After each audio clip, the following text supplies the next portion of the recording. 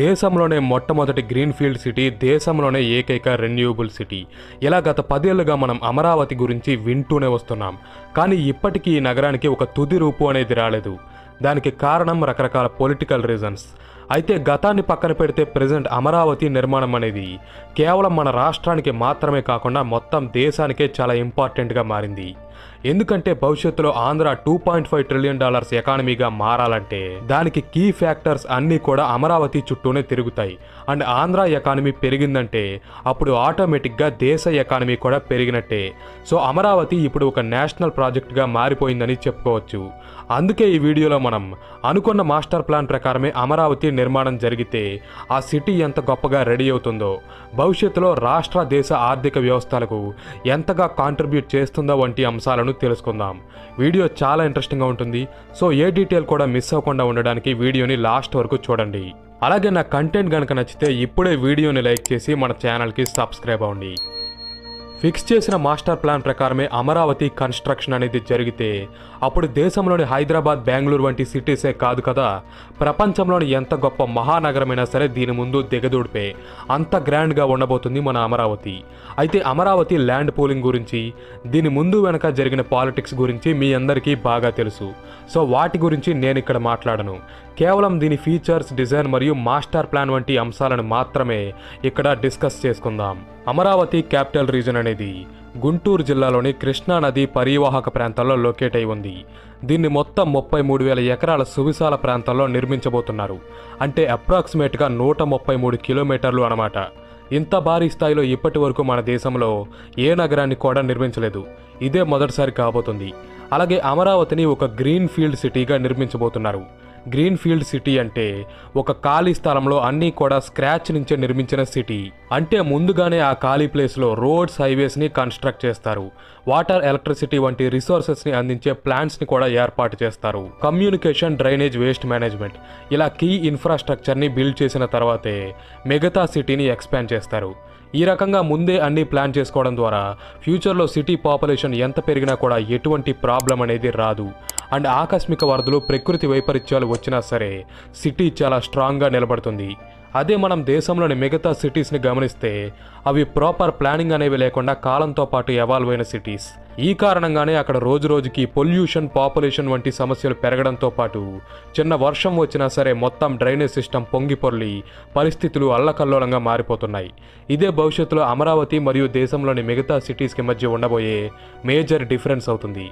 Land pooling ద్వారా అమరావతిలో సేకరించిన మొత్తం 33,000 ఎకరాలని 9 డిఫరెంట్ జోన్స్గా విభజించారు. వీటిలో ఒక్కో జోన్కి ఒక్కో స్పెషాలిటీ ఉంది. అవే government zone, commercial zone, residential zone, education zone, industrial zone, tourism zone మరియు ట్రాన్స్పోర్ట్ జోన్. ఇలా 9 డిఫరెంట్ జోన్స్ ఉండబోతున్నాయి. ముందుగా గవర్నమెంట్ జోన్.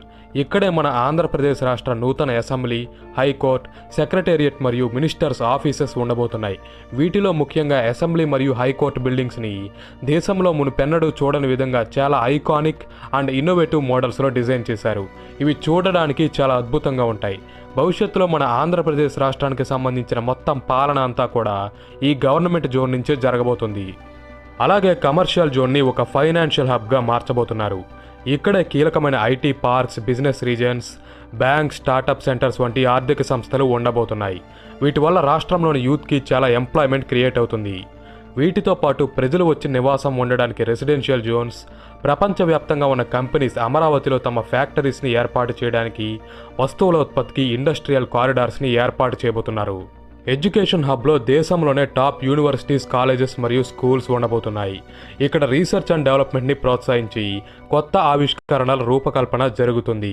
అలాగే ప్రజలకు హై క్వాలిటీ వైద్యాన్ని అందించేందుకు ఒక డెడికేటెడ్ హెల్త్ జోన్, టూరిస్టులను అట్రాక్ట్ చేసేందుకు amusement parks, cricket stadiums, museums, బౌద్ధ స్తూపం ఇలా ఎన్నో టూరిస్ట్ స్పాట్స్ ఉండబోతున్నాయి.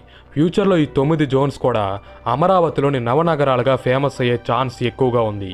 ప్రెజెంట్ మన దేశంలోని మెజారిటీ సిటీస్ ఫేస్ చేస్తున్న అతిపెద్ద ప్రాబ్లం పొల్యూషన్ కారణంగా మనం పీల్చుకునే గాలి కూడా కలుషితమవుతుంది.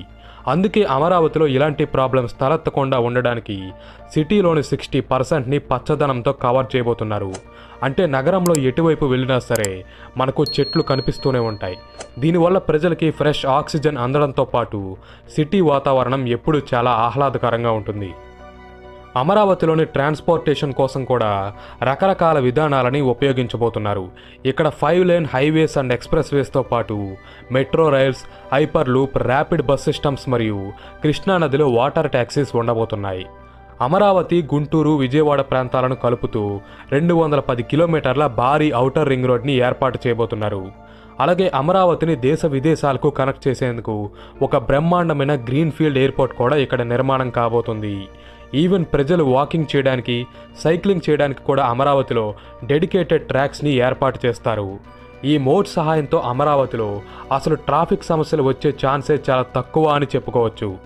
ఫ్యూచర్ని దృష్టిలో ఉంచుకుని ఈ సిటీ సుమారు 50 లక్షల నుంచి 1 కోటి మంది ప్రజలు నివసించడానికి అనుగుణంగా ఉండేలా దీన్ని డిజైన్ చేశారు.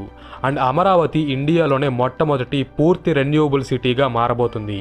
అంటే సిటీని రన్ చేయడానికి కావాల్సిన ఎలక్ట్రిసిటీ మొత్తం కూడా సోలార్ ఎనర్జీ, విండ్ ఎనర్జీ వంటి న్యాచురల్ పద్ధతుల్లోనే తయారు కాబోతుంది. ఇది పొల్యూషన్ని చాలా వరకు తగ్గిస్తుంది. ఇలా ఇన్ని స్పెషాలిటీస్తో అమరావతి భవిష్యత్తులో మన రాష్ట్రానికే ఒక మణిహారంగా మారబోతుంది. అలాగే వీడియో స్టార్టింగ్లో అమరావతి నిర్మాణం అనేది కేవలం మన ఆంధ్రప్రదేశ్ రాష్ట్రానికే కాకుండా ఓవరాల్గా మొత్తం దేశానికే కాంట్రిబ్యూట్ చేస్తుందని చెప్పాను. ఎందుకంటే ఒక సిటీని స్క్రాచ్ నుంచి నిర్మించడం అంటే అది సామాన్య విషయం కాదు. అది కొన్ని సంవత్సరాల పాటు కొనసాగే ఒక లాంగ్ ప్రాసెస్. అండ్ ఈ ప్రాసెస్లో చాలామందికి ఎంప్లాయ్మెంట్ దొరకడంతో పాటు ప్రభుత్వాలకు కూడా సంపద సృష్టించబడుతుంది. ఎలాగంటే రోడ్స్ని వేయడానికి, బిల్డింగ్స్ని కన్స్ట్రక్ట్ చేయడానికి భారీ స్థాయిలో వర్క్ ఫోర్స్ కావాలి. అండ్ వారు కట్టిన బిల్డింగ్స్, కంపెనీస్లో పనిచేయడానికి కూడా మళ్ళీ ఎంప్లాయీస్ కావాలి. ఇలా ప్రజలకి జాబ్స్ జనరేట్ అవడంతో పాటు గవర్నమెంట్స్కి కూడా ట్యాక్స్ రూపంలో చాలా రెవెన్యూ వస్తుంది. అలాగే లాంగ్ టర్మ్లో కూడా చాలా లాభాలు ఉంటాయి. ఇదంతా కూడా ఒక ఇంటర్లింక్డ్ ప్రాసెస్. అమరావతి మీద మనం పెట్టే ప్రతి రూపాయి పెట్టుబడికి కూడా 3-4 రెట్ల ఎక్కువ లాభం వస్తుంది. ఆ రకంగానే ఆంధ్రప్రదేశ్ రాష్ట్రం ఫ్యూచర్లో 2.5 ట్రిలియన్ ఎకానమీగా మారడంలో అమరావతి కీలక పాత్ర పోషిస్తుంది. అయితే దీనంతటికీ కూడా ప్రాపర్ ప్లానింగ్ అండ్ ఎగ్జిక్యూషన్ అనేది అవసరం. అమరావతి విషయంలో గతంలో చేసిన తప్పులు మళ్ళీ చేయకూడదు. అప్పుడే ఇదంతా సాధ్యపడుతుంది.